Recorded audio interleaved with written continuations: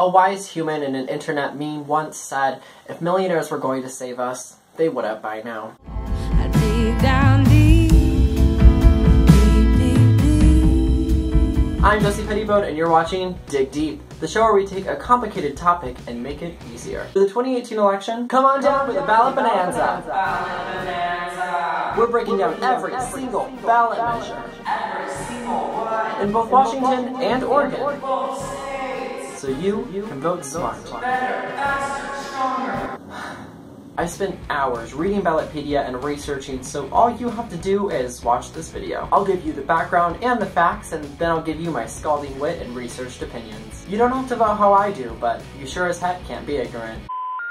Voting yes on Measure 102 would amend Oregon's constitution to allow counties and cities to use bond revenue to fund the construction of privately owned affordable housing without maintaining ownership. Voting no on Measure 102 continues to prevent bond revenue from being used to construct affordable housing unless it's fully owned by public entities. Measure 102 is being proposed because there is undeniably a housing crisis across the West Coast. Oregon, Washington, and California have all declared states of emergency for homelessness. For those who can't afford housing in Oregon, 50% of renters spend more than 30% of their income on utilities and rent, which is recognized as cost-burdened. In 2016, to address this, Portland voters passed a $258 million bond revenue to construct affordable housing. Since then, local governments and housing groups have voiced that $258 million could have a greater impact for immediate affordable housing if they could partner with private entities, which the Oregon Constitution currently forbids. The idea is a noble one. Build as much affordable housing as quickly as possible to get people back on their feet and improve the economy, and then people can afford to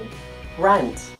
What, you think people can afford a mortgage in this housing market? To understand how to address the housing crisis, we need to look back at why we're in one in the first place. There are a lot of factors conglomerating into why we're in this crisis. We can identify two major factors from the statistic that I shared just a minute ago. 50% of Oregon renters spend more than 30% of their income on rent. This indicates 1, that rent prices are too high, 2, that wages are too low, or 3, both. Housing prices have gone up and wages have not gone up at the same pace. And while this has given rise to the housing crisis, income inequality has also risen. What a coincidence. In 2016, the richest 62 people owned as much as half the world.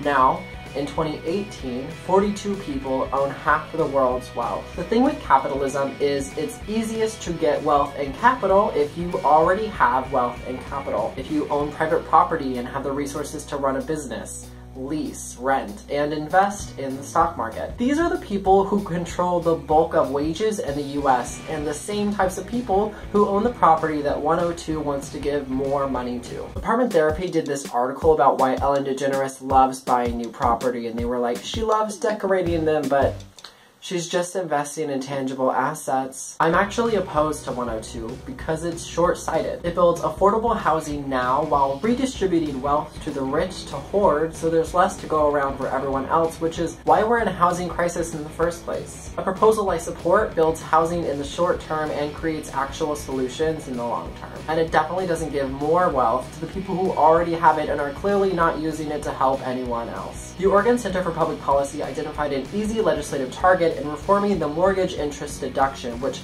currently distributes benefits mostly to already well-off homeowners. A restriction of that policy could distribute benefits more equitably across income brackets and free up hundreds of millions of dollars to address the housing crisis. And the Jesse Pettibone Center for Public Policy advocates for a maximum wage because 1,120,000 people with $100,000 each would definitely benefit our communities more than Jeff Bezos having $112 billion all to himself, because that's the same amount of money. Another policy I propose is increasing the inheritance tax because the #1 indicator of a person's wealth in their life is their parents' wealth. And if you thought the descendants of ye old rich families are more likely to be rich today, then you'd be right.